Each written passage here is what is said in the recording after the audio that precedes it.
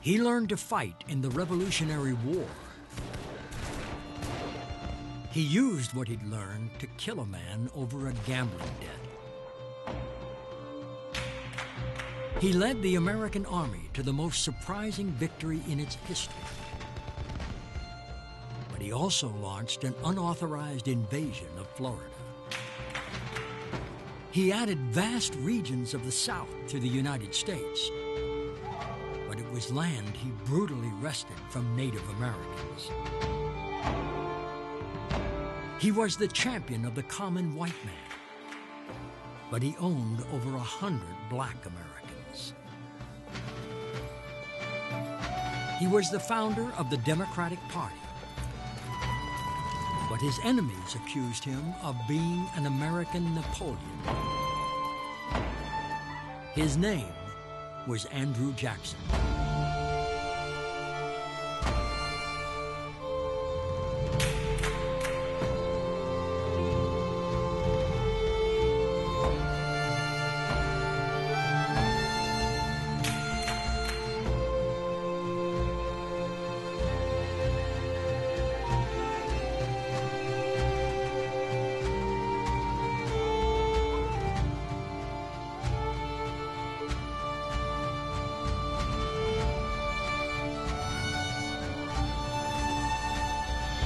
Andrew Jackson is made possible by a major grant from the National Endowment for the Humanities.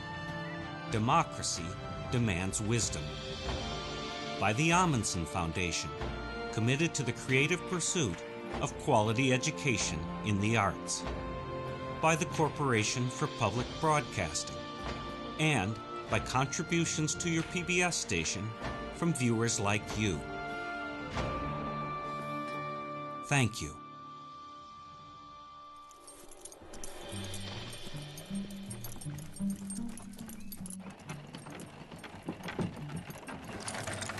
In 1859, as America was rushing towards civil war, James Parton, the first historian to attempt a biography of Andrew Jackson, arrived at the Hermitage, Jackson's beloved home.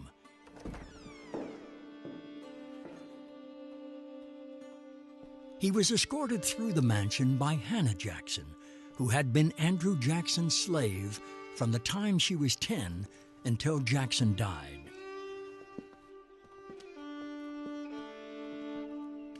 Parton knew that many Americans considered Andrew Jackson the country's greatest leader since the Founding Fathers.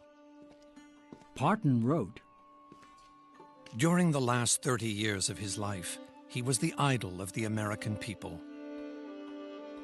Columbus had sailed, Washington fought, Jefferson written. 50 years of democratic government had passed, and the result of it all was that the people of the United States honored Andrew Jackson before all other living men." Andrew Jackson, in my mind, is one of the great presidents. And it's not surprising that he was so loved. In fact, it is said that when the Civil War broke out in 1861, people wanted to vote for Andrew Jackson, hoping he would come back and save the Union. He was that beloved. For all of his flaws, for all of his contradictions, Andrew Jackson did more than any other American of his generation to enlarge the possibilities of American democracy. In doing that, and seeing himself as president, as the tribune of the people, he did more than anyone to change to enlarge the possibilities of the American presidency. But Jackson was also one of the most controversial presidents in American history. His policies on issues like Indian removal and slavery provoked fierce opposition, not only in his lifetime, but beyond. Andrew Jackson for African Americans is not the sort of figure that one holds very dear. He wouldn't form part of the ranks of the great men of American society, because never in his reign as president, in his terms as president, did he ever attempt to expand the rights of people. On the contrary, he did everything he could, it seems to me, to constrict those rights, to limit those rights. People talk about Andrew Jackson's black moods. People talk about Andrew Jackson's red-hot temper. But the color of this story is green, and it's the green of envy, and it's the green of coveting Indian lands. At the Hermitage, Parton discovered a portrait of Jackson finished just before he died. It was completely unlike the many heroic portraits of the great man, and the vulnerability it captured brought to life Parton's most insightful description of Jackson. He was a democratic autocrat, an urbane savage, an atrocious saint. Americans have always looked at Andrew Jackson and seen themselves. But over the years, they've looked at Andrew Jackson and seen different versions of themselves. At one time, they saw the frontiersman, the poor boy made good, the classic self-made man. Today, some Americans look back at Jackson and they see the slaveholder, the Indian oppressor, even the Indian hater. So the debate about Andrew Jackson is a very contemporary one. He's an inescapable, quintessential American, but of what kind? Is he a man whom we should admire, or is he a man whom we should despise? Is he a man whom we should celebrate, or is he a man for whom we should apologize? Thomas Jefferson. He could never speak on account of the rashness of his feelings. I have seen him attempt it repeatedly, and as often, choke with rage.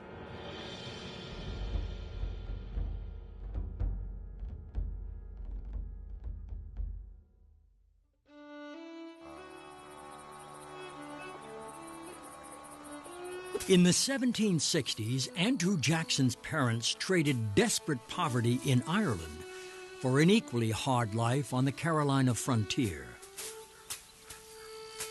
Andrew never met his father, for he died when his wife was pregnant with Andrew, leaving the boy and his two older brothers to fend for themselves.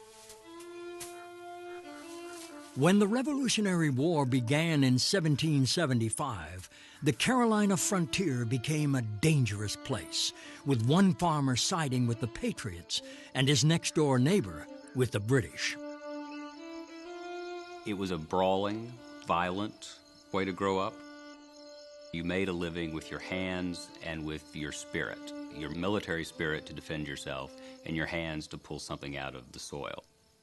So you had a constant wariness and a constant threat of violence. And I think that's one of the many reasons Jackson became a man who was so prone to violence. He grew up with it. He didn't know anything else.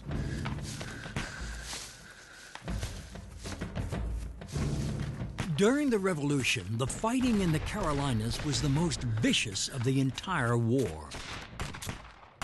Both sides executed men they captured and committed atrocities against civilians. Outnumbered and desperate, the Patriots relied on young boys who knew every twist and turn in the woods to carry orders through the battle lines. One of them was Andrew Jackson.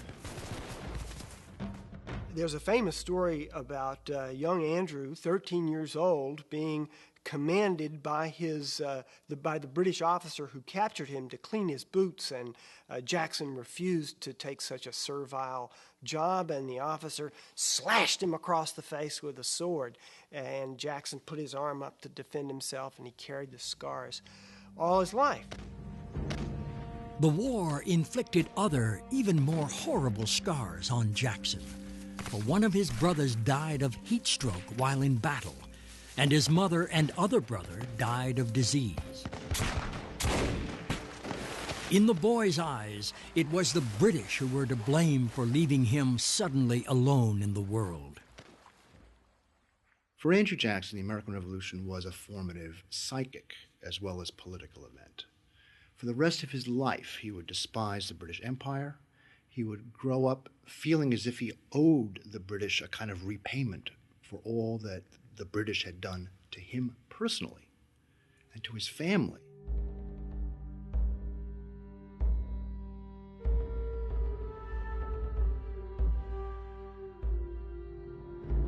Andrew Jackson, with that kind of a background, you would expect him to be a very angry and frustrated young man, and he was.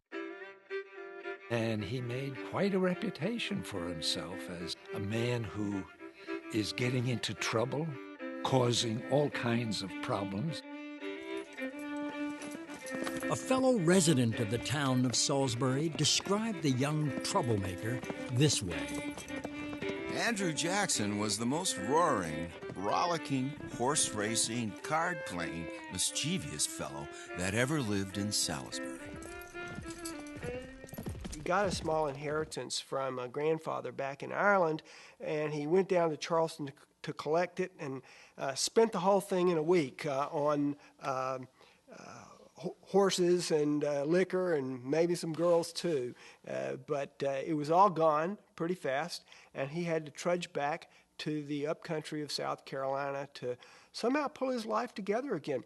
There are a lot of 15-year-olds who would not have made it, and it wouldn't have surprised anybody if Andrew Jackson just went down the tubes and was forgotten at that point. But all the people who knew him when he was a boy and a young man said he had passion, fire, determination, audacity, and a refusal to be crushed by the kinds of things that might wipe out anybody else. After apprenticing with a lawyer, Jackson became a lawyer himself at the age of 20. And when he was offered a job as a prosecutor on the frontier, he jumped at the opportunity to join the waves of Americans heading west.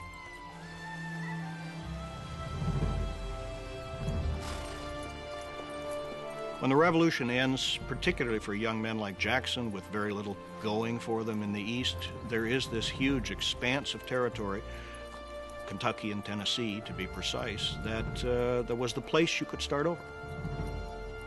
One of the attractive features of this frontier experience was that all of these new places were in need of founding fathers, so to speak. And there, you know, like a job placement, a new founding father needed for county in Tennessee, and people like Jackson could apply. I mean, basically, you show up and say, "I'm here to create a new community."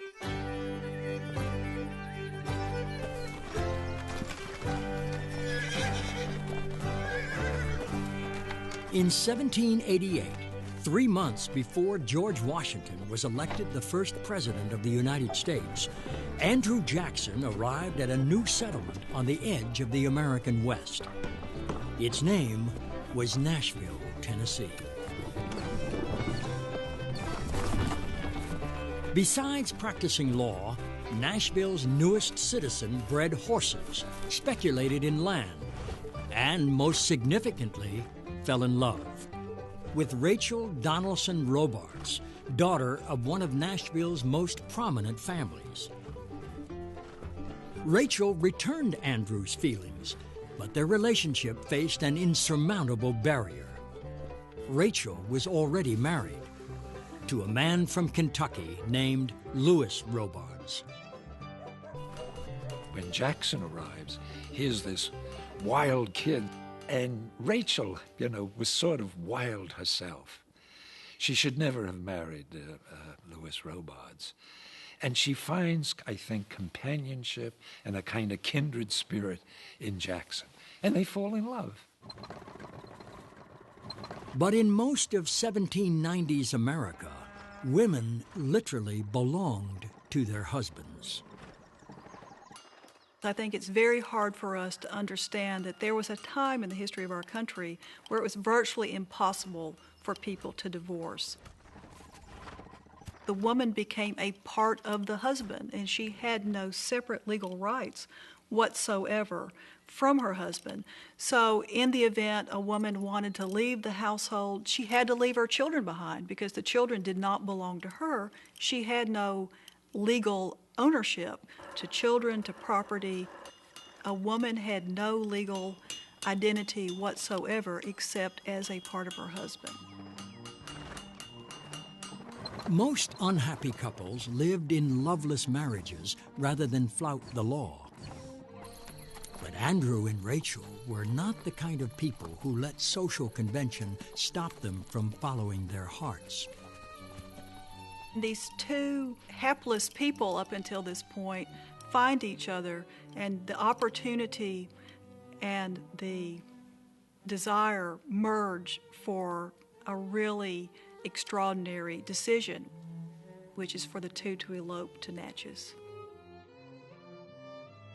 The two young lovers headed south along the Natchez Trace Trail. Their goal was the wild and woolly town of Natchez on the Mississippi River, which was governed by Spain. By running off with Andrew, Rachel was making it clear that she was never going back to her husband, no matter what the consequences. For a woman to choose to leave her husband, especially one who came from Rachel Donaldson's background, was an extraordinarily courageous decision on her part, because in Rachel's case, she knew that she was essentially setting herself up to be condemned by the society that she lived in. And the shadow of this decision would haunt them through the rest of their days. In the beginning, the couple's daring elopement was worth it, for they made an ideal match. Where others could not tame him, she could. There's one incident that occurred when they were floating down the Mississippi River, and there were some people that annoyed Jackson. Don't recall exactly what it is they did. And he took a rifle and he starts shooting at them. And right away they ran down into the cabin and told Rachel. She said, "Please tell Mr. Jackson I would like to see him." She could handle him. She was the right person for him. With Nashville still a frontier town with few churches and fewer courts, Rachel and Andrew were able to return home after 6 months and be accepted by most of the community as man and wife. But Rachel's husband was not so forgiving, and he took his case against her to the state legislature, where he won permission to sue for divorce on the grounds of adultery. In 1793, the courts granted Lewis the first divorce in the history of the state of Kentucky. Not long after, Rachel and Andrew were quietly married in Nashville. Rachel hoped that if she and Andrew were loving and faithful, the fact that she had been branded a scarlet woman would soon be forgotten.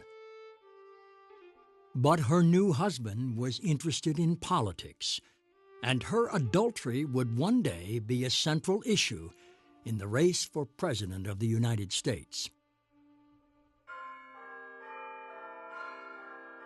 For all his wildness, the young Andrew Jackson also had the determination, vision, and charisma of a born leader. And in 1796, the state of Tennessee sent him as its lone representative to Congress. But the learned statesman who filled the nation's capital didn't quite know what to make of the fiery frontiersman. Jackson was so passionate when he came to Congress in the 1790s that Thomas Jefferson remembered that he would get on his feet and become overwhelmed with his emotions, literally choked with rage, could not get out a word, and red-faced had to sit down again. If the Washington elite were unimpressed with the passionate Mr. Jackson, the feeling was mutual. Congress was stifling for Jackson. It was a place where people met in committees and did backroom deals, and Jackson despised backroom deals. It was a place where people traded favors with one another in order to get what they wanted, and Jackson thought that was hideously corrupt. After just over a year in Congress, Jackson resigned, declaring, I was born for the storm, and a calm does not suit me. Raising racehorses now became his favorite pastime, and betting enormous sums on those horses in match races became his passion. Andrew Jackson loved horses, violence, whiskey. He was also someone who, if you were his friend, you were his friend forever. If you were his enemy, God help you. In 1805, Jackson won a huge sum of money when his opponent's horse came up lame. But a dispute over how the payoff was made led to an escalating series of insults between Jackson and a young Tennessean named Charles Dickinson. Later, his friends insisted that Dickinson had said something about Rachel Jackson. And here's something else that Jackson is very sensitive about, because his whole marriage to Rachel had been under a cloud from the beginning. And anybody to raise that point in any direct or even indirect way would trigger a very violent response. On May 30th, 1806, Charles Dickinson and Andrew Jackson met on a dueling ground. Dickinson was reputed to be the best shot in Tennessee, and when the signal was given to fire, he fired first. But to his shock, he apparently missed. Then Andrew Jackson took careful aim and mortally wounded Dickinson.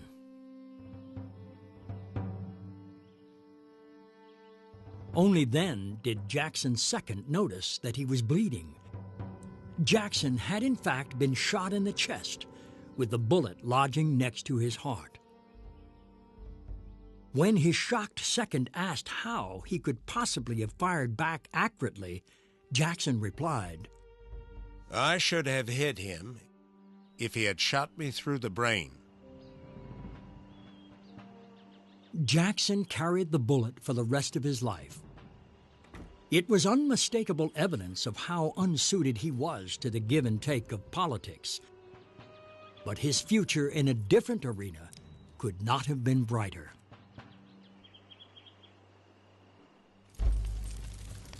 Sam Houston. The reputation of General Jackson will adorn the proudest, brightest pages in the nation's history. He wears the laurel wreath, which his own valor won.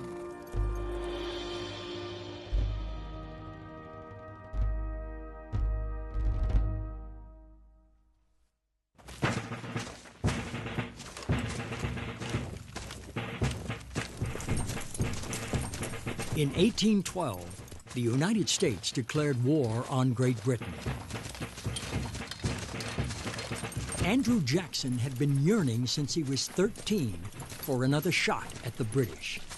And having been voted commander of the Tennessee militia, his dream had now come true.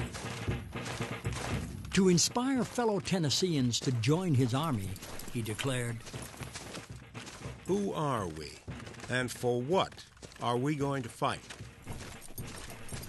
Are we the titled slaves of George III, the military conscripts of Napoleon the Great, or the frozen peasants of the Russian Tsar? No, we are the free-born sons of America, the citizens of the only republic now existing in the world, and the only people on earth who possess rights, liberties, and property which they dare call their own. But the mission Jackson and his men were ultimately given was far from glamorous. Tramping and slogging through the forests and swamps of the Southeast until they had found and defeated Creek Indian warriors who were allied with the British. Well, Jackson is in an unenviable position. He is one of 4 armies assigned to punish the Creeks. He is poorly supplied. His troops are very poorly trained. They have very short enlistments, and it's cold and wet, and they want to return home. things are not going well. After months in the field, Jackson's supply lines broke down. Fearing starvation, some of his soldiers mutinied and began to walk home to Tennessee. But Andrew Jackson threatened to kill them if they took another step. It was not an idle threat, for on 2 other occasions, Jackson had men under his command executed. I see in Jackson's Indian campaigns a ruthlessness that is frightful to behold. He seemed possessed almost with a determination to go on no matter what. Finally, in March of 1814, Jackson cornered the main Creek force. It was camped on a peninsula called Horseshoe Bend because it was protected on 3 sides by the Tallapoosa River. With the 4th side protected by a mammoth breastwork of logs they had built, the Creeks were convinced that their position was impregnable.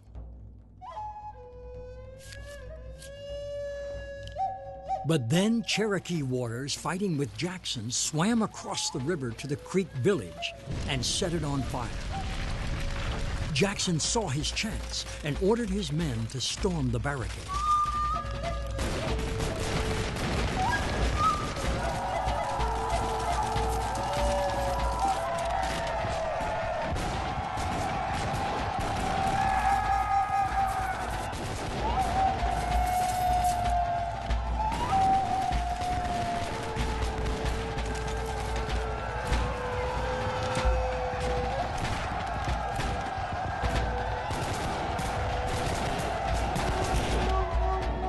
After brutal hand-to-hand fighting, Jackson's forces took the barricade.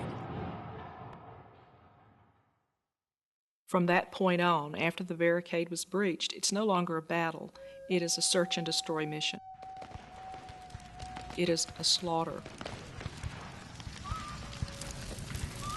Of the 1,000 Creek warriors, not one surrendered. It was Andrew Jackson's first great triumph. But to his friend Sam Houston, who fought beside him, it was also a tragedy. The sun was going down and it set on the ruins of the Creek Nation. Where but a few hours before 1,000 brave warriors had scowled on their assailants, there was nothing to be seen but volumes of dense smoke, rising heavily over the corpses of painted warriors, the burning ruins of their fortifications. More Native Americans were killed in the Battle of Horseshoe Bend than on any other day in the history of the United States. One of the American participants who went down to the river that night to fill his canteen said it very nicely. The Tallapoosa might very well be called a river of blood, because as the dead and dying made it to the river, the Tallapoosa was turned red.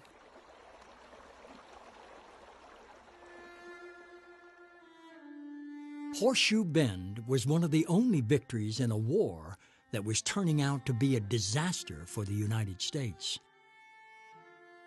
The British had captured Washington, D.C. following the Battle of Bladensburg, which military historians have called the worst disgrace in American military history, when the American militia broke and ran, hardly firing a shot. The British then moved in, burned the White House and the Capitol. So the war had been going very badly. With Britain threatening to further humiliate America by conquering New Orleans, the Army was desperate to find a general who could get his men to stand and fight. The general finally chosen was incredibly tough on his men, and yet his men were fiercely loyal to him. a riddle explained by his nickname, Old Hickory. Andrew Jackson became Old Hickory when he was coming back from the front down in Mississippi, and he decided that he would walk while the wounded rode. And so he walked all the way home. And his men loved him for it. It was an example of amazing spiritual leadership.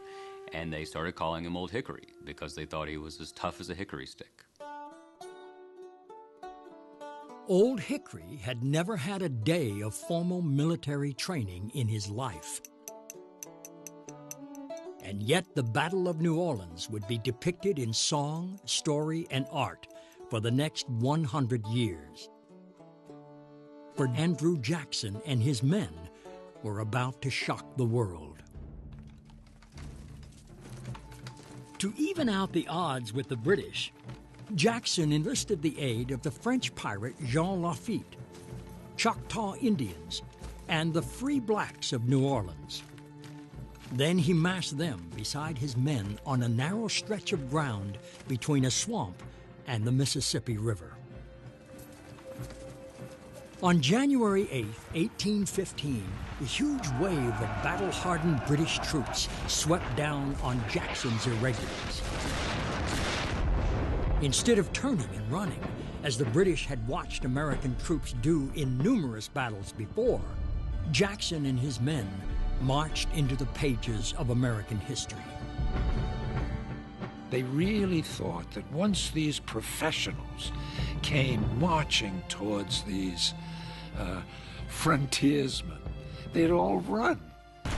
And to their surprise, they not only didn't run, they stood and fired one volley after another right into the faces of these poor oncoming British soldiers and just mowed them down.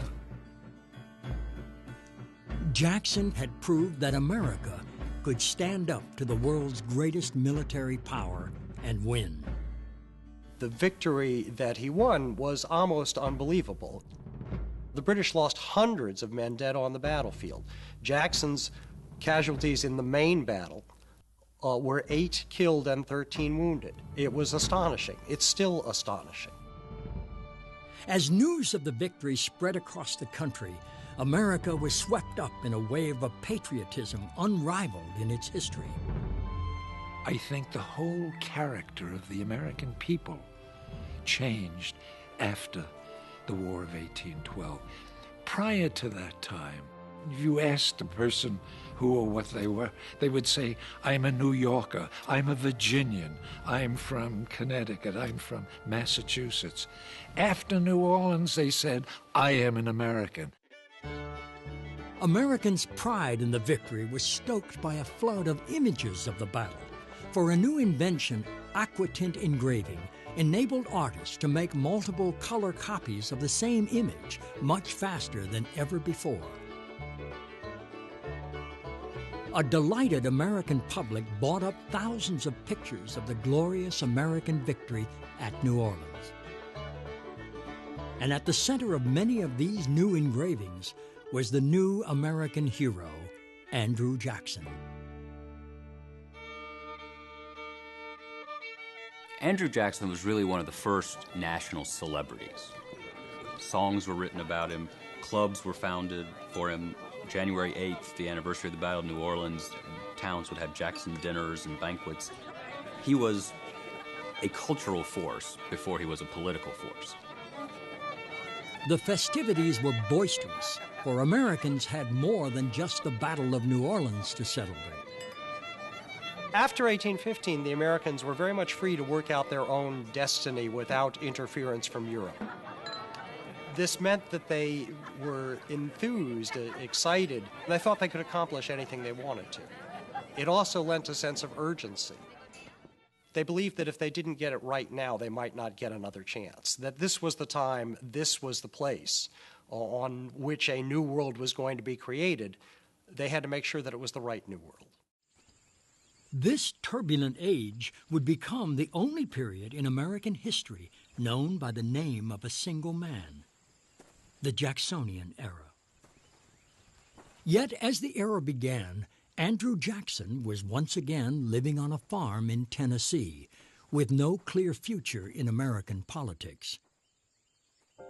For Rachel Jackson, having Andrew home was a break from what was in many ways a lonely life. She and Andrew had proven unable to have children, and her dream of spending her life surrounded by a loving husband and large family had not come true.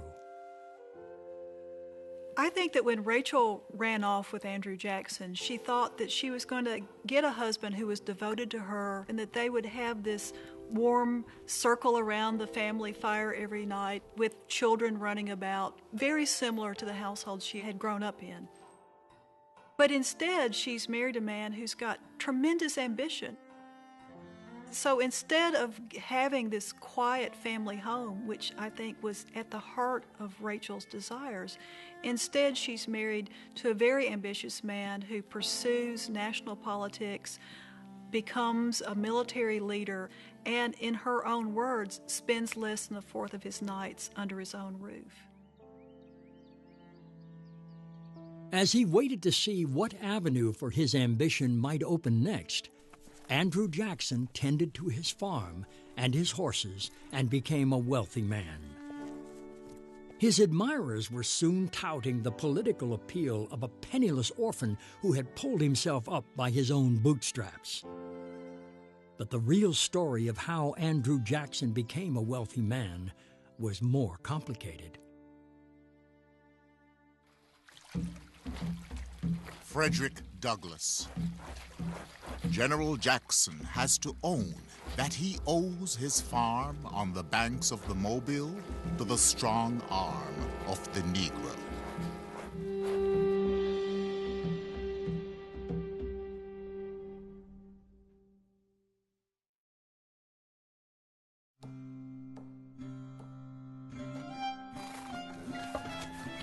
For millions of poor white Americans, many of whom had come from Europe seeking a better life, the ideal America was one in which they could prosper. To give them that opportunity, General Andrew Jackson had forced the Creek Nation to cede vast amounts of land in what would become Alabama and Mississippi to the United States. The treasured myth was that this was a place where white Americans could improve their lot by relying solely on their own hard labor. The harsh reality was that it was black Americans who were often doing much of the labor. Jackson himself founded a plantation in northern Alabama on land from which he had just driven the creeks. To work the land, he brought in slaves. Jackson firmly believed that the slaves were put on this earth to labor, and whites are here to rule and to govern and to lead society. And they are at the top of the pecking order, they are at the top of the social order, they are at the top of the political order, and therefore they're the ones who rule. Superior whites lead, inferior blacks follow.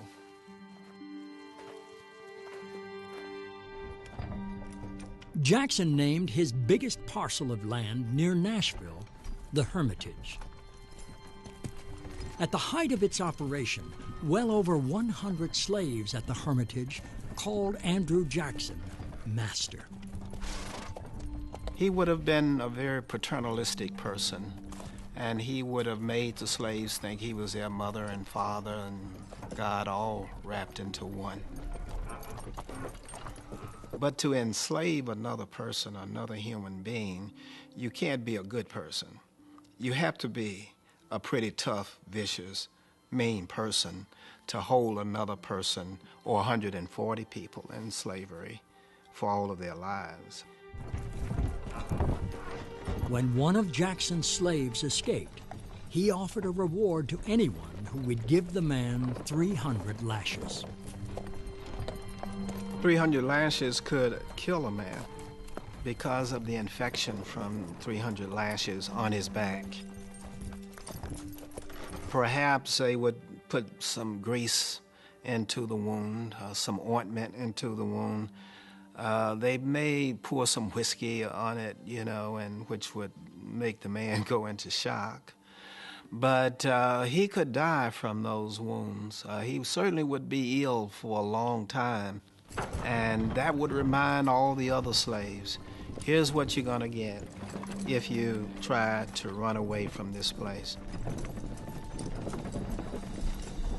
Though a few white Americans were starting to question the morality of enslaving blacks, the fact was that slavery was vital to American prosperity, and men like Andrew Jackson could not envision a world without it.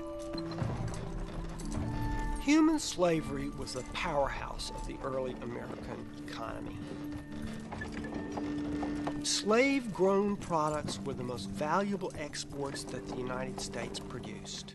Slave-grown cotton, slave-grown rice, slave-grown tobacco spilled out of the plantations of the South, crowded onto boats, enriched the harbors of New York and Boston, and then fed an appetite of a hungry and shivering world. And that's where the money came from. So the people who owned the slaves and the people who bought and sold the produce that the slaves made were the richest people in the country. And it was the desire to get more of those riches that drove Americans into the best cotton country in the world, the country that was possessed by the Creek and the Choctaw and the Cherokee and the Chickasaw Indians. The relentless demand for Indian land on which to grow cotton created intense conflict with Native Americans. Some of the bloodiest fighting was in southern Georgia, where white settlers were battling Seminoles and Creeks, who were staging cross-border raids from Florida.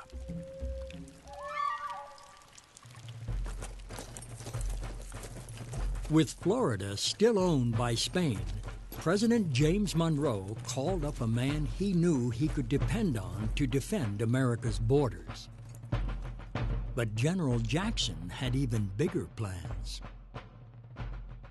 Jackson really wasn't simply concerned with Indian insurgency in Florida. He was really concerned about the growing numbers of free and escaped blacks who were there, free and escaped slaves who were there, who were armed and potentially dangerous and a magnet for other slaves. It's a threat to the plantation economy. The combination of an Indian slave alliance had haunted Americans from the 18th century onward, and this was something that concerned Jackson terribly. Without orders from Washington, Jackson launched an invasion of Florida and conquered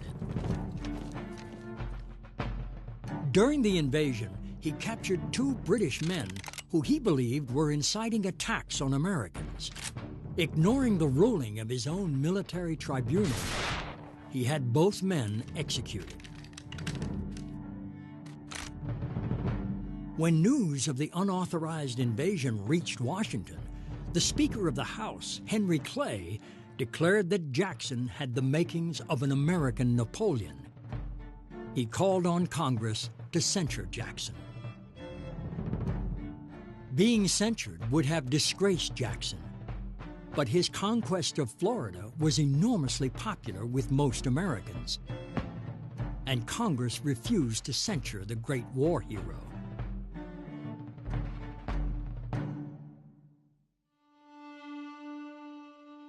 Henry Clay. I failed to see how the killing of 2,000 English persons at New Orleans qualifies a person for the difficult and complicated duties of the presidency.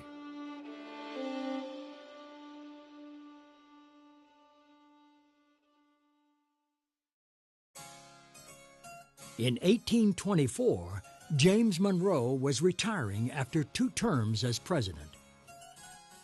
Andrew Jackson thought he was an excellent candidate to be the next occupant of the White House, but he was not the only one with his eye on the job. John Quincy Adams was the son of John Adams, America's 2nd president. He had spent much of his childhood in Europe with his father and was now Secretary of State. His worldview was as different from Jackson's as his upbringing. He was a politician with imagination. He imagined an America that was much more economically developed. He imagined an America with much broader educational opportunities for everybody. He imagined an America in which the rights of Indians and black people and women were actually respected. Treasury Secretary William Crawford and Speaker of the House Henry Clay were also candidates for president.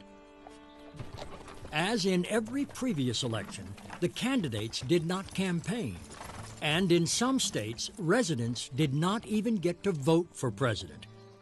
Instead, the state legislature chose that state's members of the Electoral College. In the early years of the Republic, voters were not called on to choose the President of the United States. Choosing the President was, quite honestly and quite deliberately, an elitist operation. The people who were thought to be the insiders in state government became the presidential electors, and they chose the President based on which set of Washington insiders they thought was the best. And the people were basically expected to accept that decision without complaint. In an election controlled by Washington politicians, the frontiersman from Tennessee seemed certain to finish last. When Andrew Jackson's name was first floated about as a candidate for the presidency, all kinds of leading politicians were aghast. They understood him to be a wild-eyed military chieftain, a hot-tempered individual who had executed a couple of Brits down in Florida without authority or apparent reason. And as Jefferson said, he was the most unfit man imaginable for the office of the presidency. To counter the view that Jackson was unfit to be president, one of his advisors, John Eaton, published a series of letters that proposed an entirely new rationale for what was important in a president. In the selection of a chief magistrate of this union, it is not necessary that we should look exclusively to the mental qualifications of a candidate. It is strength of character, a perseverance and steadiness of purpose that makes the distinguished man. What John Eaton does in the Letters of Wyoming is simply stand on its head the conventional understanding of the qualifications of a president. The very qualities that made a candidate before, John Quincy Adams being the ideal: experience in courts of Europe, experience in diplomacy, experience as his father's secretary in various offices of government. All of this is proof of corruption, proof of insider status, proof of being out of touch with the people. Whereas Jackson's complete absence of a resume becomes his primary qualification for office. When the votes were counted in 1824, the Washington establishment was stunned to discover that Andrew Jackson had won both the most popular and electoral votes. But with 4 men dividing up the electoral vote, Jackson did not win a majority, and the election was thrown into the House of Representatives. Speaker of the House Henry Clay had finished last and was out of the running, but he had enough support to play kingmaker. Clay believed with all of his heart that Andrew Jackson was unfit to be president, so he threw his support to John Quincy Adams, and with it, Adams was elected president. Adams then immediately offered Clay the job of Secretary of State. Outraged Jackson supporters began railing against what they were convinced was a corrupt bargain between Washington insiders to steal the presidency from Andrew Jackson. One newspaper, which had endorsed Jackson, declared, "Expired at Washington on the 9th of February, 1825, the virtue, liberty, and independence of the United States, caused by poison administered by the assassin hand of John Quincy Adams, the usurper, and Henry Clay. What they were absolutely convinced of was that the popular will had been thwarted, the election had been stolen, Washington insiders had cooked up the whole thing, and they had to make sure it didn't happen again. By 1828, when Andrew Jackson ran against John Quincy Adams a second time, the Jacksonians were ready to launch the first true political campaign in American history. Their strategy was driven by the fact that most states had finally given the vote to all white males. To inspire those men to get out and vote for the first time in their lives, Jackson's campaign took advantage of the latest media revolution, lithography, to flood America with lithographs of the hero of the Battle of New Orleans. If you're going to elect the president by appealing to the people as a whole, you change the ground rules completely, because you have to win the popular vote down there at the grassroots, at the militia grounds, in the taverns, in the fairs, in the streets, all across the country. So somehow you have to be able to reach those people. You've got to fire them up.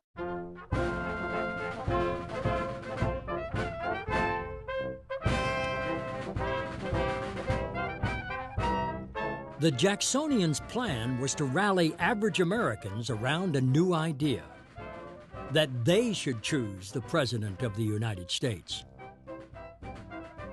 So they organized all kinds of popular demonstrations, rallies, conventions, assemblies of people who would get together and hurrah for Jackson.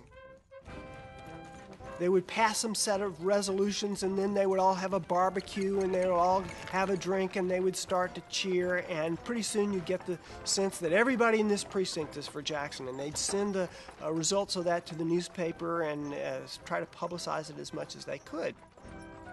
And this was the kind of tactic that didn't require finagling behind closed doors. It could take place in the boondocks. It could happen in rural Tennessee, rural Alabama, rural New York. And this kind of stirring up popular vote and giving the people the notion that they should choose the president and not the caucus members in Washington, that revolutionized American politics. The people have not been willing to give up the choice of president ever since.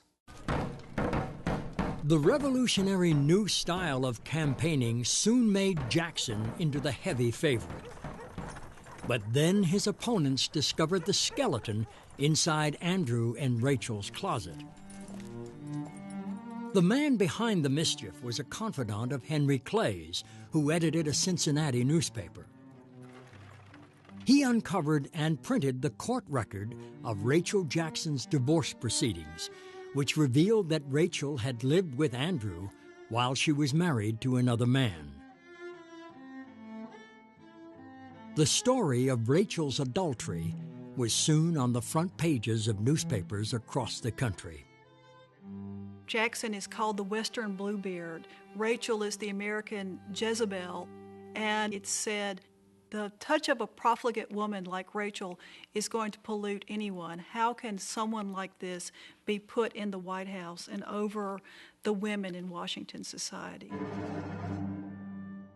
Jackson blamed Henry Clay for the attacks on Rachel, and he would later say that it was one of the great regrets of his life that he did not shoot Clay. Instead, Jackson's campaign fired back with the charge that while Adams was U.S. envoy to Russia, he had procured an American whore for the Russian Tsar. This and other stories they told about Adams were lies, whereas the story that the Adams people were telling about Jackson was true, but taken together, they all made the campaign of 1828, quite possibly, the dirtiest campaign in all American history.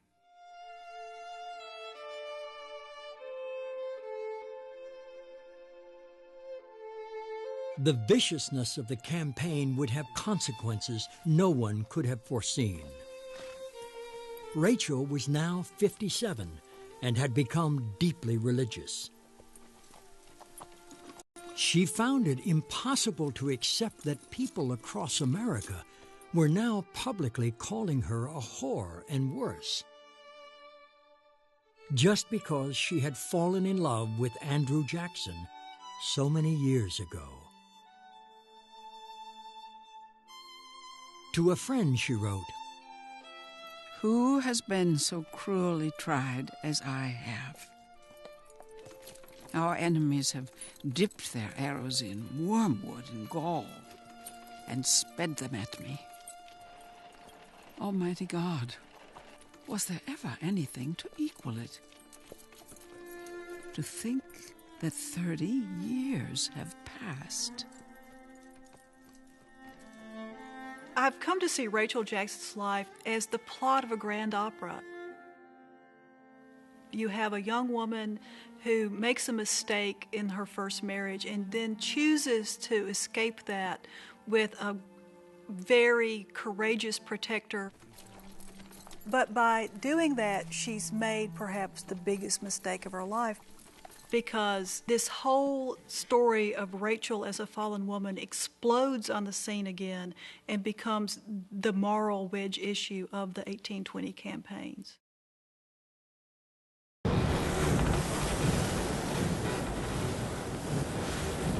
When the election of 1828 was over and the votes were counted, Andrew Jackson, the war hero who had dramatically expanded America, was elected president in a landslide. In January of 1829, he boarded a steamboat to begin his journey from Nashville to Washington, D.C. At many stops along the way, the townsfolk planned joyous celebrations to honor the first man of humble origins to become president. But Andrew Jackson declined every single invitation he received, for he was too bowed down with grief. Just after the election, Rachel Jackson had died of a heart attack.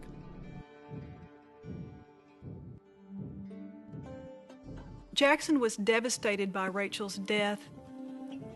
From that day forward, he carried her miniature and would speak to Rachel every night before he went to sleep, whether he was at the Hermitage or in Washington. And when he was home at the Hermitage, each evening he would go and visit Rachel's grave. And yet, Rachel's death was seen by some as a political godsend for Jackson.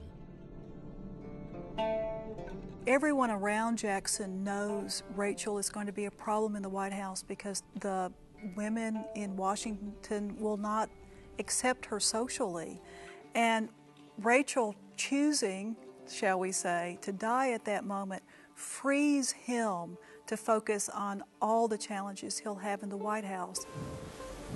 And in many ways, she's like Madame Butterfly, who realizes that it's only through her death that she'll be able to give her lover what he needs. But that was not how Andrew Jackson saw it.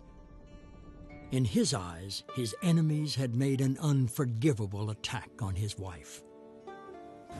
He blamed John Quincy Adams for not putting a stop to it, and he blamed Henry Clay for initiating it. Jackson actually believed that they killed her. And so, as far as he was concerned, they were her murderers. Over the next 8 years, Jackson's anger at his enemies would combine with his passionate personality and strong convictions to produce one of the most turbulent presidencies America has ever experienced.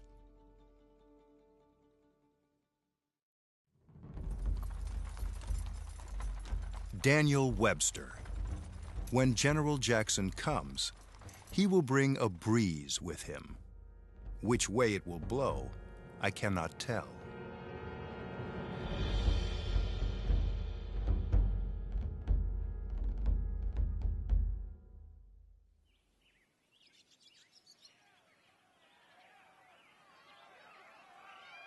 On March 4th, 1829, thousands of farmers and tradesmen who had never been to Washington, D.C. before poured into the White House. They had come to celebrate the inauguration of the first president whose life story they could identify with, Andrew Jackson. His whole family is wiped out in the Revolution. He's an orphan, he's angry, but he decides to make something of himself, and he becomes the President of the United States. It's an extraordinary career. It's what America, we like to think, is all about. To Jackson's working-class supporters, their presence at the inauguration celebration was proof that America was entering a far more democratic age. And that was precisely what worried the Washington elite. Prominent socialite Margaret Bayard Smith described how the inauguration party turned into a riot. What a scene we did witness. The majesty of the people disappeared. And a rabble, a mob, was scrambling, fighting, romping. Cut glass and china to the amount of several $1,000s was broken in the struggle to get the punch. Ladies fainted, men were to be seen with bloody noses, and such a scene of confusion took place as is impossible to describe. Those who got in could not get out by the door again, but had to scramble out of windows. The president, after having been nearly pressed to death and almost suffocated by the people in their eagerness to shake hands with Old Hickory, had to retreat through the back way. The riot deeply alarmed the Washington establishment. As men like Henry Clay saw it, Jackson's motley supporters had demonstrated why the Founding Fathers had not trusted the masses to choose the president. Now Clay and his allies worried that Jackson, a man famous for his dictatorial disposition, would use the support of this same mindless mob to turn himself into America's first imperial president. It's hard for us to imagine how much that generation worried that a republic could so easily be taken over by a strongman, by a military chieftain, by an emperor. Napoleon, of course, had just recently done that in France. Henry Clay was convinced that King Andrew was the farthest thing from the deliberative statesman that a republic required, that he was, in fact, a dangerous, egomaniacal, potential emperor. President Jackson's plans would only stoke Clay's fears. For over the next 8 years, he would attempt to do nothing less than reinvent the presidency. Jackson as president was not unlike Jackson as a general. He was the leader. He thought of himself as a leader. He understood the separation of powers under the Constitution, but nevertheless he thought that the president had a very particular role as the man who had been elected by all of the people to lead government in a way that no previous president could have even thought of, let alone execute. Jackson's first assault on the Washington establishment was to fire dozens of federal employees, including 13 district attorneys, charging that they were either incompetent or corrupt, or both.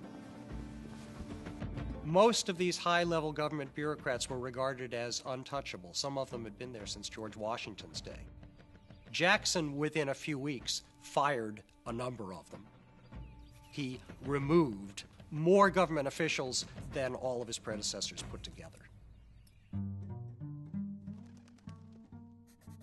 But while the president claimed pure motives for the firings, his opponents took one look at the replacements Jackson hired and proclaimed it the work of the devil. Some of these people were personally unsavory. Some of them had scandals in their backgrounds.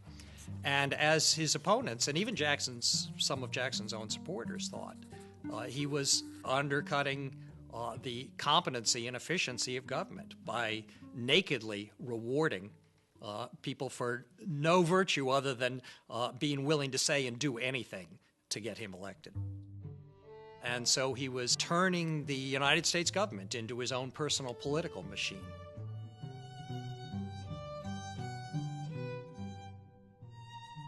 But just as Andrew Jackson was starting to look invincible, the Washington elite snared his administration in a sex scandal.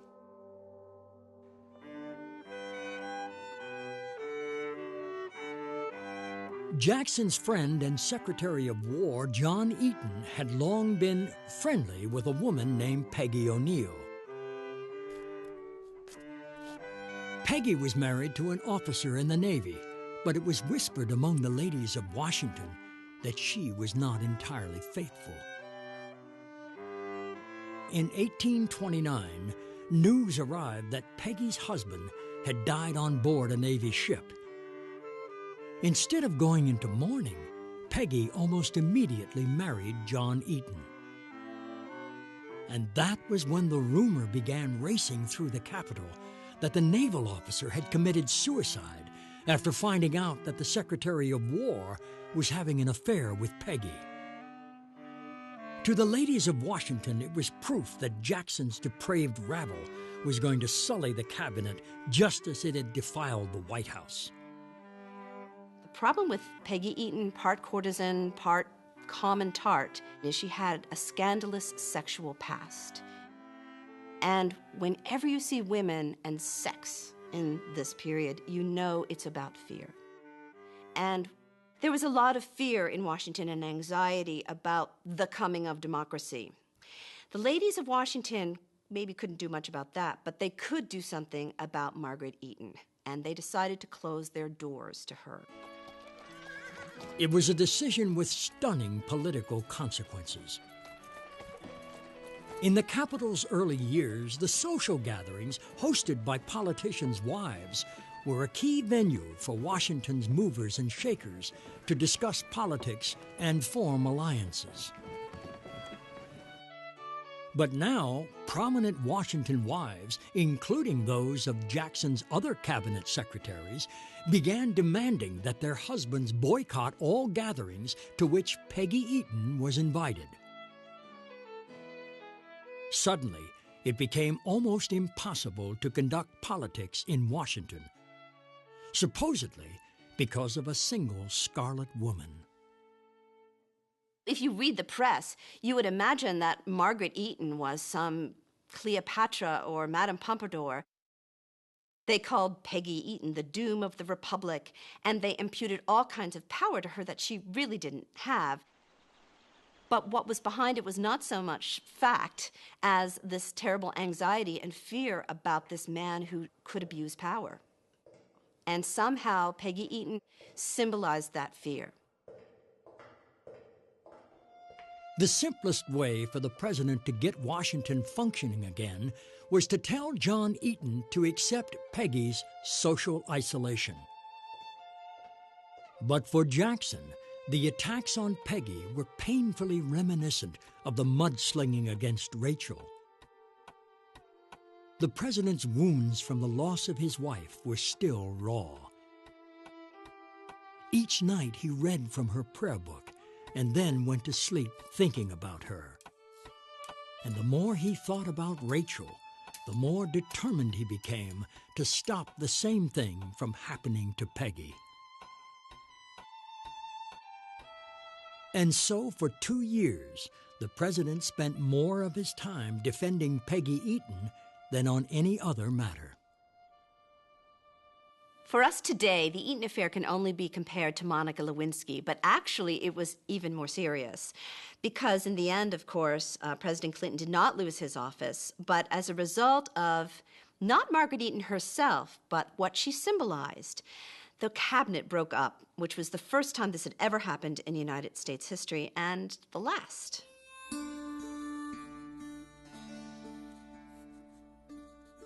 To put an end to the scandal, John Eaton and the other members of Jackson's cabinet resigned, enabling the president to replace them with men not caught up in the feud.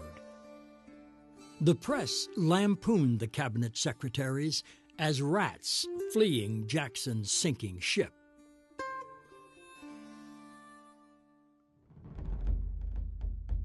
Andrew Jackson.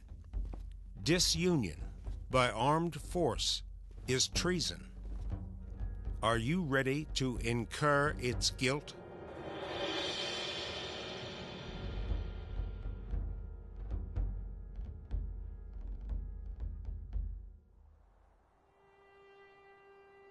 If the Eaton affair had an air of melodrama, it was also a sign that tragedy was waiting in the wings.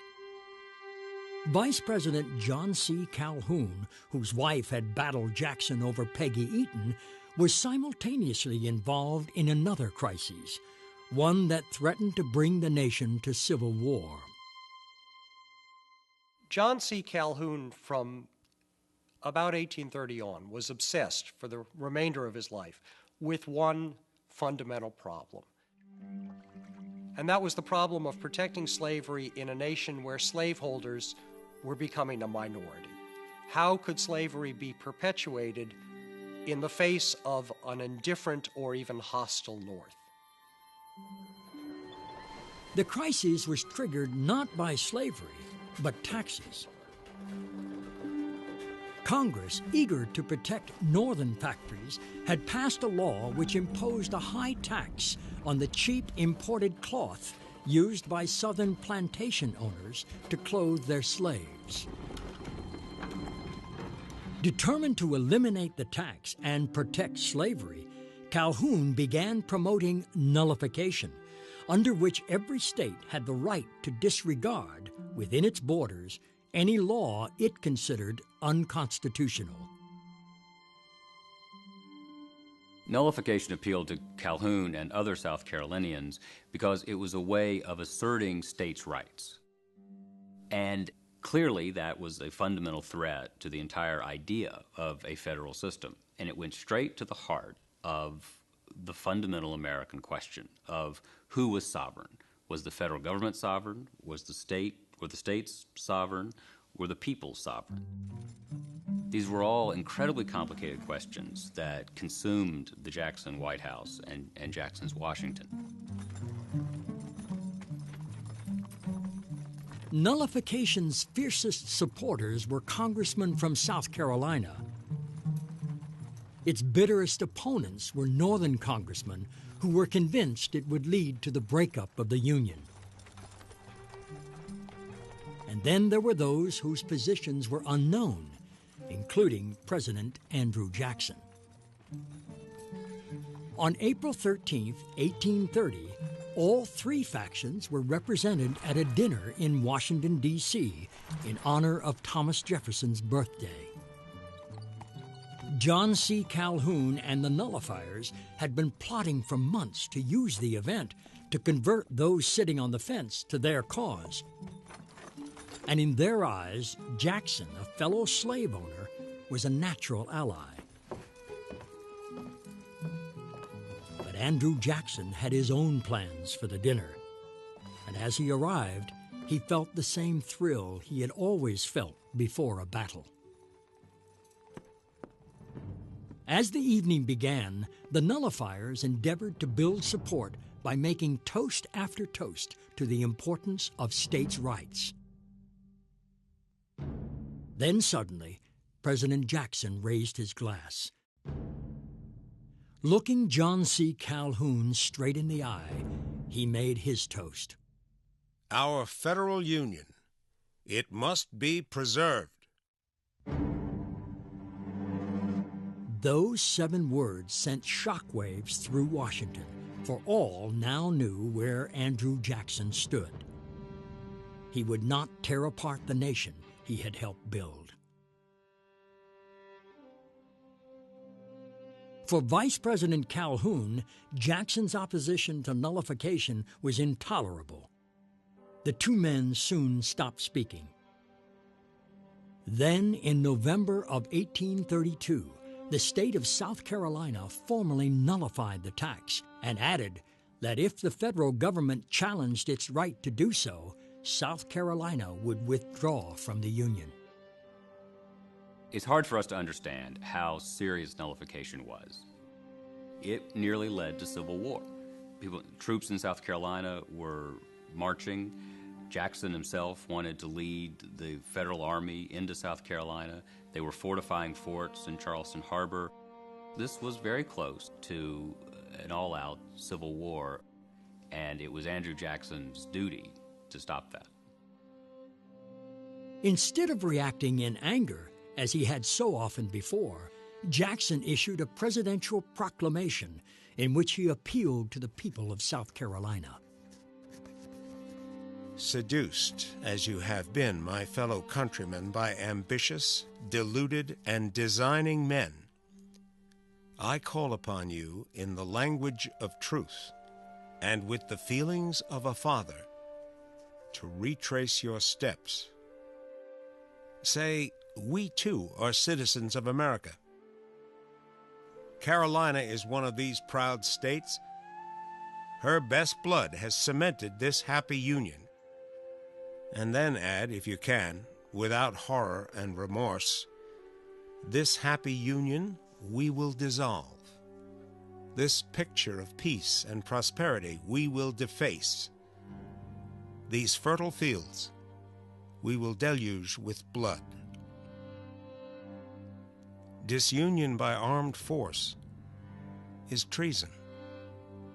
Are you ready to incur its guilt? And that's when he said, the union is perpetual. It is not a union of states. It is a union of people. And once you're in that union, you can't get out. And I, as the chief executive, have sworn to enforce the laws. Both those ideas are adopted by Abraham Lincoln in his inaugural. The whole thing is set up by Jackson.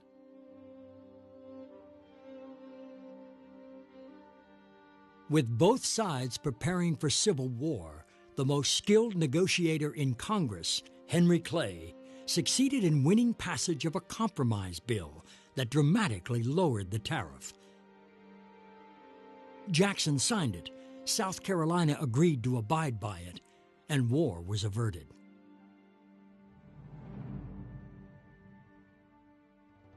For Andrew Jackson, the story of nullification contained a dire warning. If Americans kept arguing about slavery, a civil war was inevitable. And so the president began appealing to Northerners to stop agitating against slavery. But that was not what the abolition movement had in mind. In 1835, the New York abolitionist Lewis and Arthur Tappan realized that the steam-powered printing press made something brand new in American politics possible: a mass mailing. And so they sent pamphlets to thousands of influential people in the South, such as ministers, to try and convince them to speak out against slavery. The first batch of pamphlets arrived in Charleston, South Carolina. But the postmaster never delivered them to the addressees. Instead, they were taken to the town square and burned. Jackson and the Jacksonians' paranoia about slavery, as is seen in this whole incident about abolitionist literature being sent into the South, like all paranoia, has some foundation in reality. Their fear is that the word would get out to the slave population and would incite slaves to revolt. And this is a concern that they all have in this period, particularly as you get into the early 1830s in the wake of the Nat Turner Rebellion. Anytime rebellions have taken place, slaveholders become increasingly paranoid, and the instinct is to squash the articulation of these sorts of expressions as quickly as is possible. Tampering with the mail was a serious federal crime. But President Jackson tacitly encouraged postmasters to destroy the pamphlets. And he demanded that Congress outlaw mailing them, saying they were incendiary.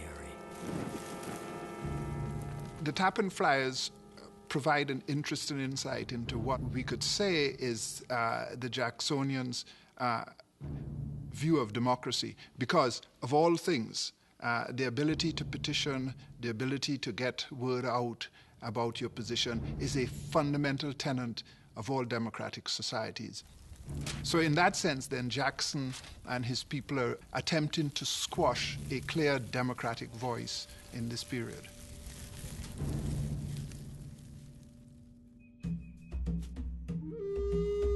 Elias Boudinot, the Cherokee Nation. What sort of hope have we from a president who has an inclination to disregard laws and treaties? We have nothing to expect from such a president.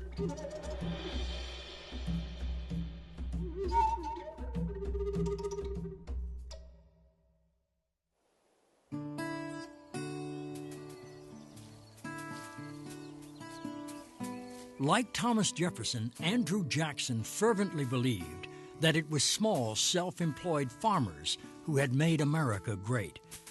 And he believed that the key to keeping it great was to continue expanding west so that each new generation could have farms of their own. In Jefferson's vision, the frontier was the place that each generation would replicate the ideal Republican community. The problem, of course, is that the native people are already living out there. And with one eye, Americans managed to not notice them. But with the other eye, they couldn't fail to notice them, because as soon as you got there, you were in conflict with them. And that creates the fundamental tension that becomes the story of Indian removal.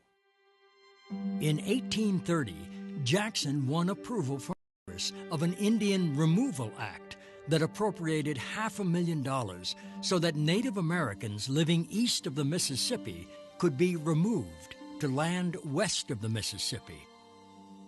In support of the act, Jackson said, "What good man would prefer a country covered with forests and ranged by a few thousand savages to our extensive republic, studded with cities, towns, and prosperous farms, occupied by more than 12 million happy people, and filled with all the blessings of liberty, civilization, and religion?"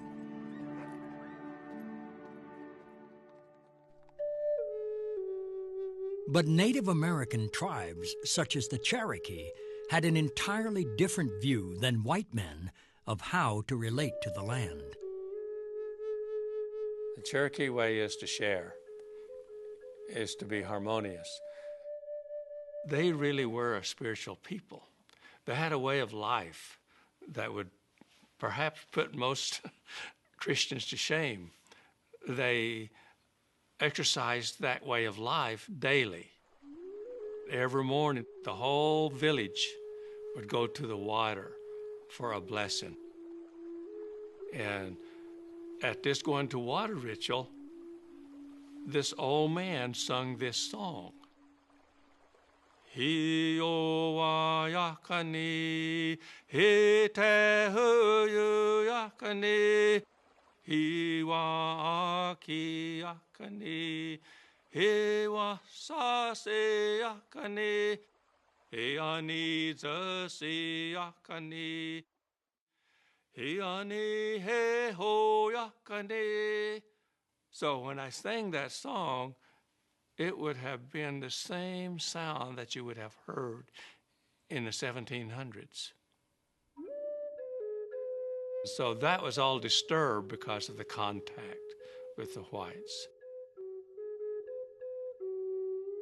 Soon after the creation of the United States, many in the Cherokee tribe decided that their one hope of saving their land was to take Thomas Jefferson's advice and embrace the white man's way of life. The Cherokees, in fact, took exactly the advice that Jefferson offered. They settled down, they put on European clothing, they developed an alphabet, they learned to read and write, they set up town meetings and a mayor and city council and all those things.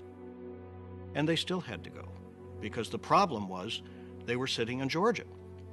and Georgia was to be ours, not theirs. They could not coexist. With Georgia preparing to expel the Cherokee, 2 Christian missionaries brought a case to the Supreme Court that challenged Georgia's jurisdiction over the Cherokee Nation.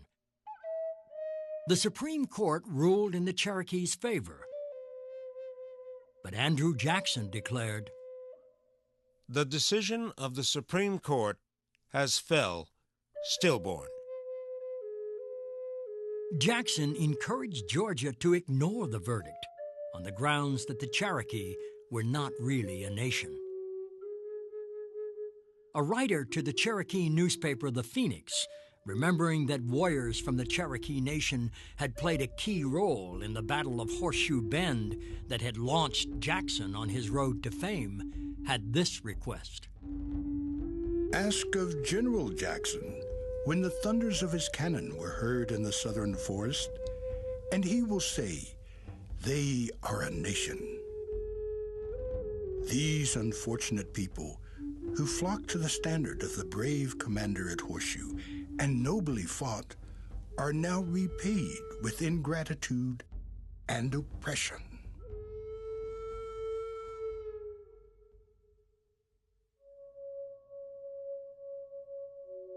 Solely on the basis of the color of their skin, thousands of Cherokee families were evicted from their homes by American soldiers and forced onto what became known as the Trail of Tears.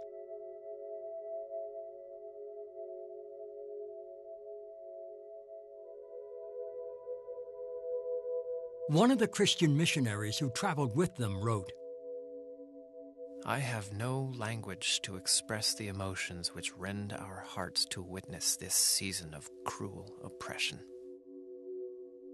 In Georgia, multitudes were not allowed to take anything with them but the clothes they had on.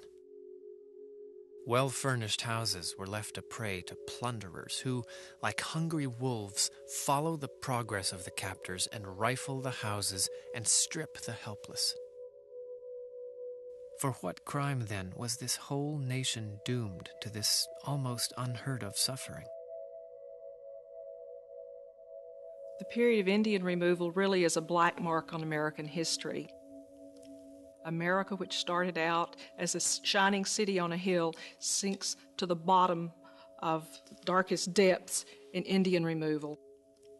Andrew Jackson and other Americans were willing to do what it took to separate Indians from their land, if it meant ignoring treaties, if it meant ignoring principles of international law, if it meant ignoring common decency and a sense of justice, then it was done. With smallpox and cholera rampant on the Trail of Tears, more than 2,000 Cherokees died. Andrew Jackson had tried to convince Native Americans that he was their great white father. But the Cherokee now had a different name for him. They call him Jackson, and other Cherokees people hearing me say that would laugh. Jackson, the devil. Jackson, he's devilized.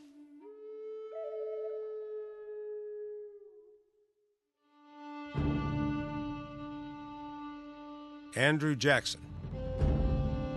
Unless you become more watchful, you will find that the most important powers of government have passed into the hands of the corporations.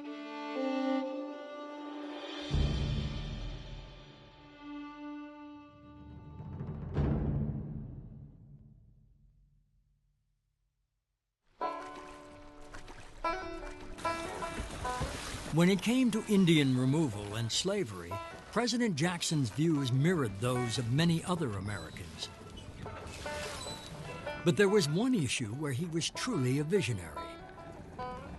In his concern for how average Americans would fare as the economy became ever more industrialized. The world we know was taking shape in those years. And the questions that were so urgent then continue to be urgent. It was the nature of capitalism. It was how people were going to make their livings. And there's nothing scarier, nothing more fundamental to people than how they're going to feed themselves and clothe their families and make their way in the world. For centuries, learning a craft such as shoemaking had enabled workers to make a decent living. But across the country, artisans like shoemakers were suddenly losing their jobs to factories. All of a sudden, it's a job that can be done by a child, by a woman, by an unskilled man for pennies. But think what happens to the shoemaker. The shoemaker who has spent all of his life learning the skills of making a whole shoe, his skills have become worthless. And as a result, he feels worthless. And if you look at how much money he's got in his pocket, he may be worthless that way also. He's broke.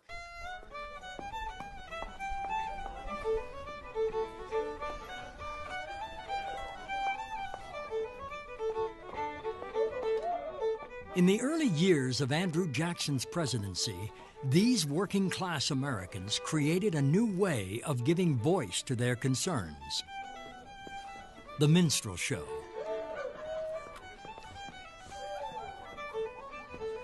On the surface, it was simply an expression of racism and proof of how little white Americans really knew about black Americans.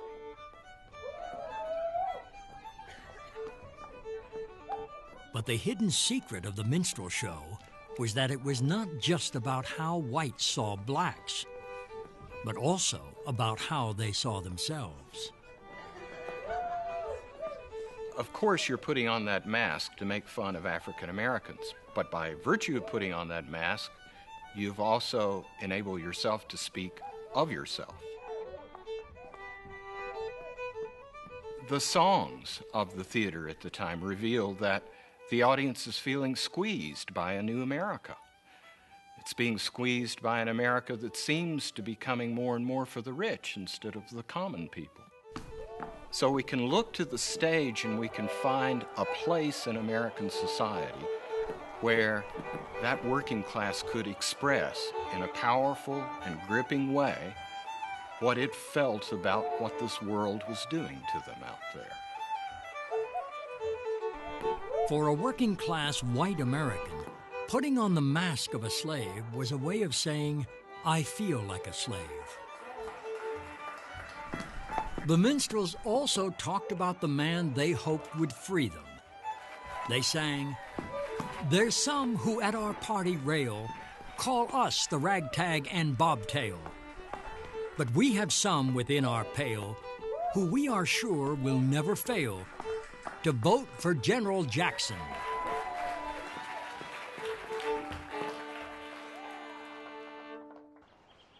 For Andrew Jackson, the central question of his presidency was what he could do to prevent these average Americans from being exploited by the rich and powerful. The answer Jackson hit upon was to destroy an institution that he thought was giving the wealthy an unfair advantage. Its real title was the Second Bank of the United States, but Jackson's supporters called it the Monster Bank. Andrew Jackson dislikes all banks, he said at one point, but he particularly disliked the Bank of the United States as established by Congress after the War of 1812. The reason was simple. It had too much power outside of any kind of public accountability.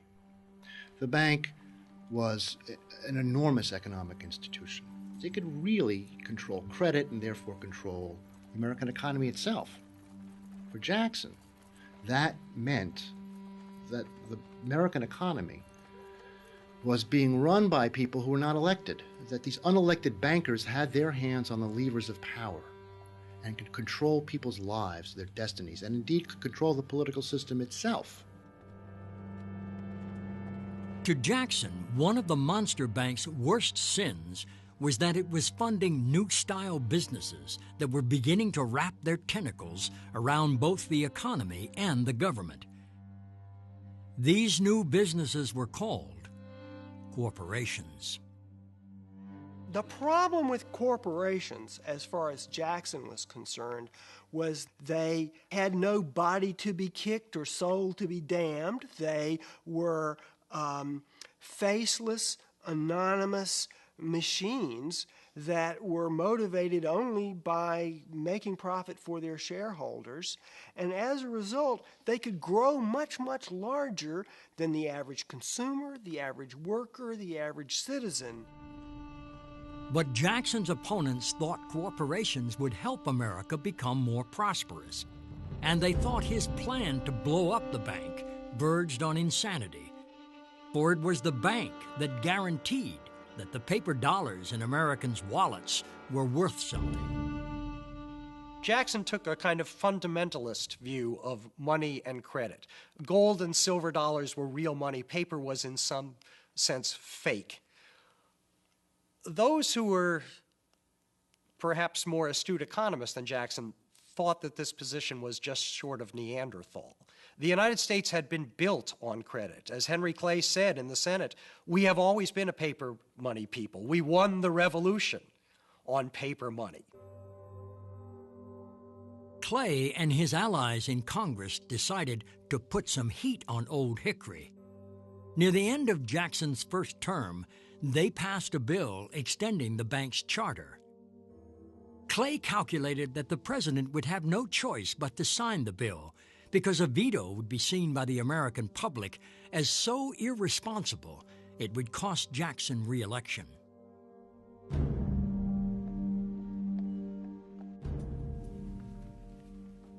But Clay had made a fundamental miscalculation about the character of Andrew Jackson. A character that was exemplified by an event that took place in the midst of the battle over the bank. At the president's request, a Navy surgeon was brought to the White House to operate on a painful shoulder. The problem was a simple one. There was a bullet in it. 20 years before, during the War of 1812, Major General Jackson became embroiled in a feud between one of his officers and a prominent Nashville family. Instead of mediating the dispute, as might have been expected of a man of his stature, General Jackson took part in a full-scale gun battle. During it, he was shot at point-blank range and almost died. This saga defined the character of Andrew Jackson. He could not pass up a fight, and when he fought, he was willing to risk everything. Of the bank, he declared, "The bank is trying to kill me, but I will kill it." On July 10, 1832, Jackson vetoed the bill reauthorizing the bank. The president's address in defense of the veto was perhaps the most important of his life, for he had to explain to the American people, not with bombast, but with words from his heart, why he so fervently opposed the bank.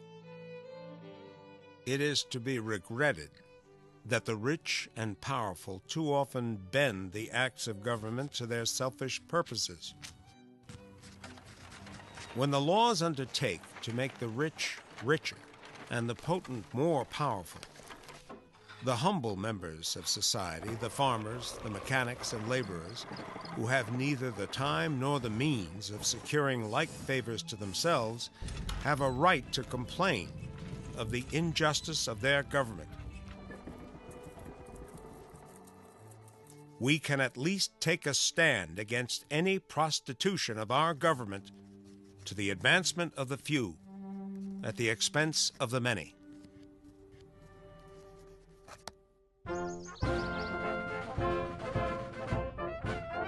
To help rally support for Jackson's re-election campaign in 1832, the president and his closest advisor, Martin Van Buren, came up with one of the boldest strokes in American political history.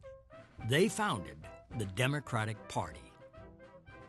Jackson thought of the democracy, as it was called. It wasn't called the Democratic Party, it was called the democracy. Thought of it as the association of the vast majority of Americans, the majority that should govern, to make sure that they would govern.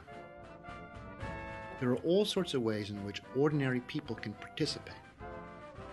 Jackson thinks that's important because the ordinary people have to associate more because they don't have the resources that the rich and the well-born do. For years, Jackson's opponents had lampooned his frontier roots by portraying him as a jackass. To their shock, the Jacksonians began embracing the symbol.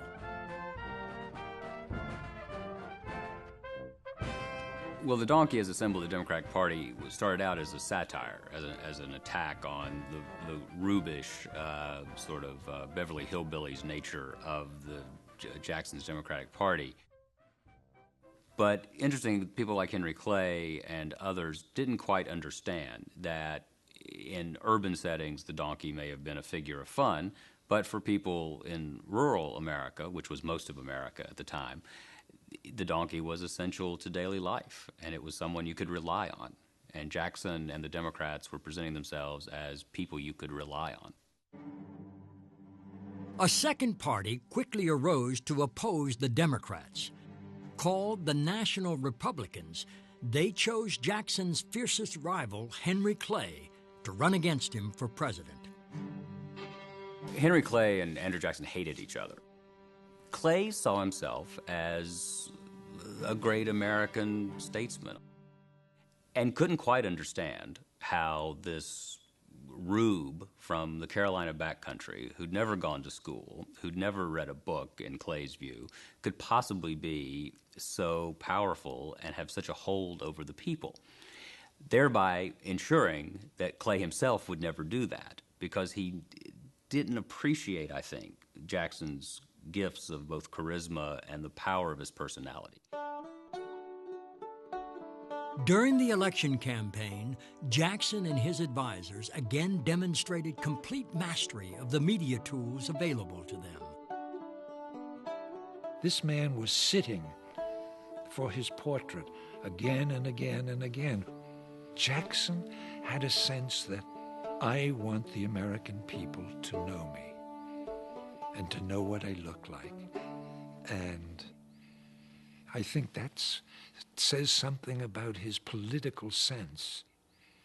He's a first in many ways, and he's the first president that I know who had a desire to use the media to communicate with the American people. On Election Day, voters flocked to the polls in record numbers.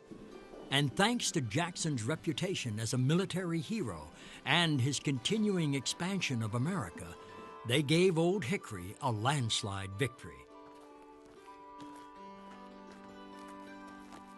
But what Andrew Jackson read into the victory was that he now had a mandate to destroy the Bank of the United States. And so the president ordered the government's money removed from the bank.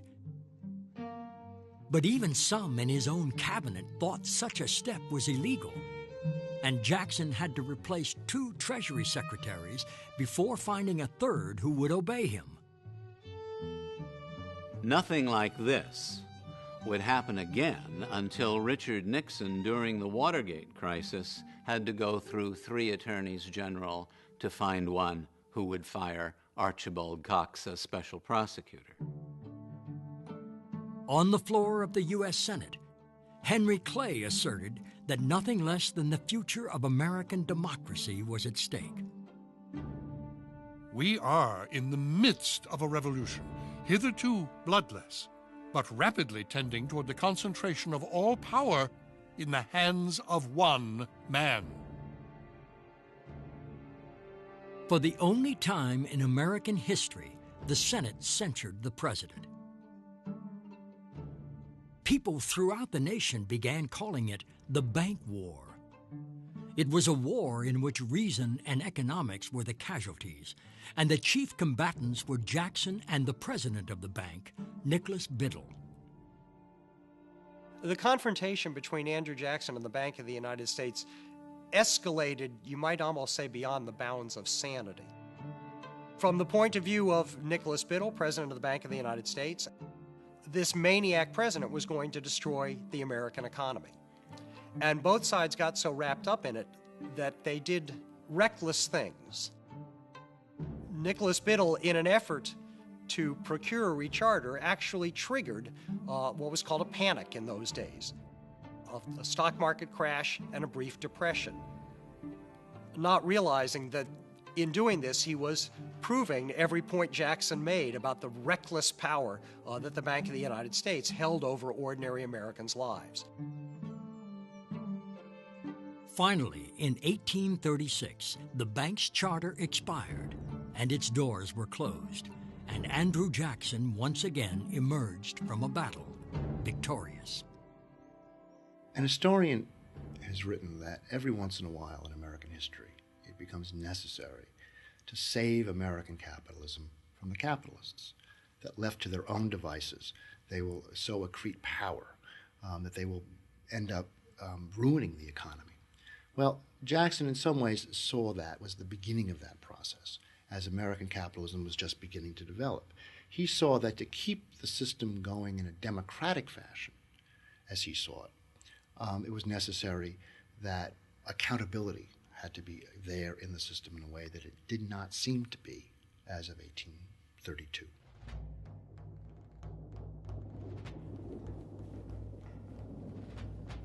Jackson's battles during his second term in office were not just political. One afternoon, as the president was leaving the Capitol, a mentally ill man who believed that Jackson had killed his father approached him.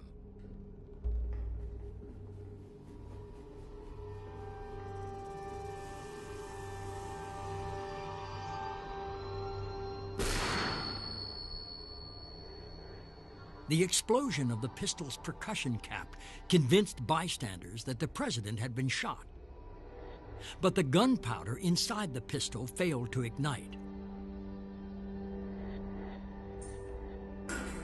The assailant then drew a second pistol and fired point blank into the president's chest. Miraculously, the powder inside the second gun also failed to ignite. As a result, Andrew Jackson survived the first assassination attempt ever against an American president.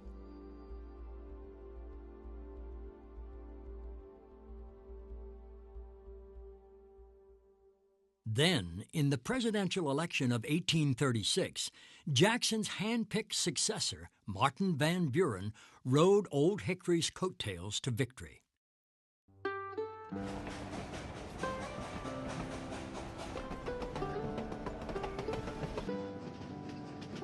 On March 4th, 1837, Andrew Jackson's tumultuous presidency came to an end. In a sign of the remarkable changes that had taken place during his years in office, he left Washington not in a carriage pulled by horses, as he had arrived 8 years before, but on a train car pulled by a steam-powered locomotive. To a reporter, Jackson said, "After 8 years as president, I have only 2 regrets. That I have not shot Henry Clay or hanged John C. Calhoun."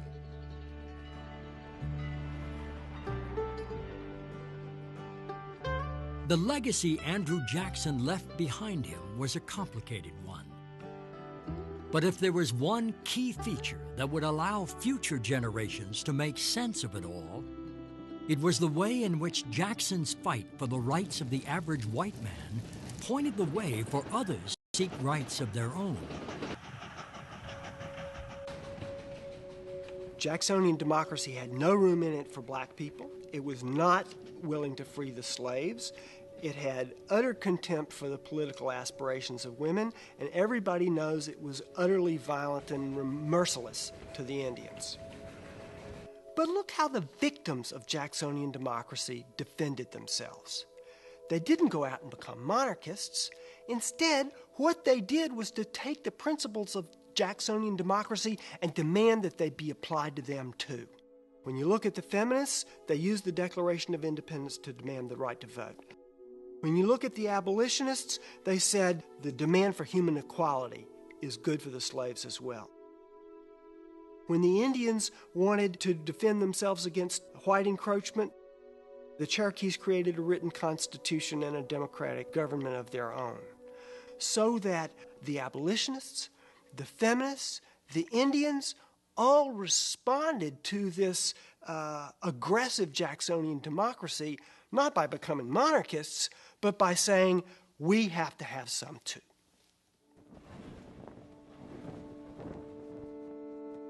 Jackson spent the remaining years of his life at his beloved Hermitage.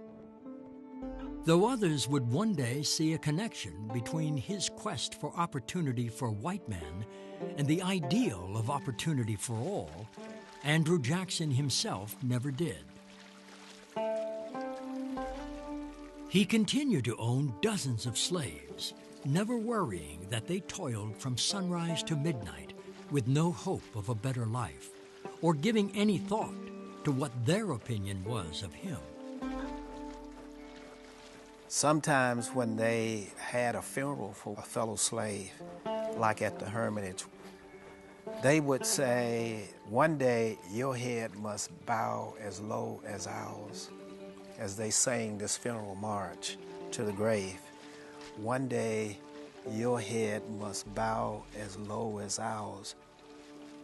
When they sang that song, they're looking at Andrew Jackson, the master, as they march along. The whites think that they're just singing a great melodious song, but it had a deep meaning, and what it meant is, one day you must die too. One thing that makes all men equal is death. All men must die equally. One day your head must bow as low as ours. On June 8, 1845, Andrew Jackson died.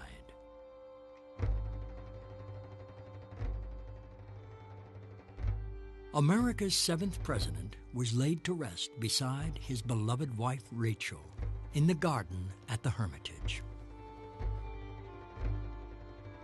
14 years later, Jackson's first biographer, James Parton, visited the grave.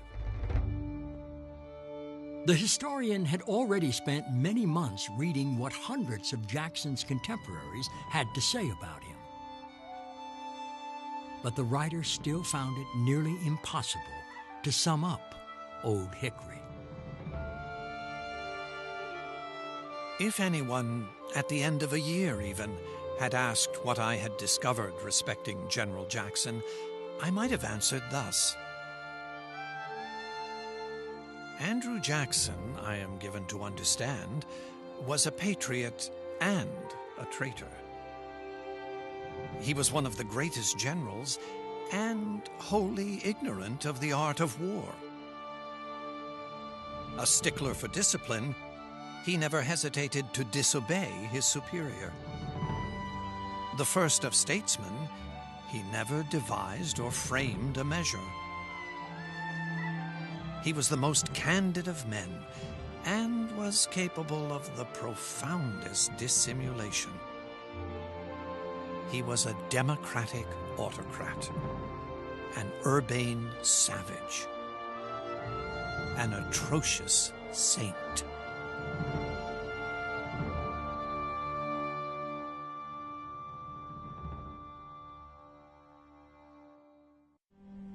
Discover more about Andrew Jackson, explore the history of the imperial presidency, and watch debates about Indian removal, slavery, and other controversies from the Jacksonian era at pbs.org.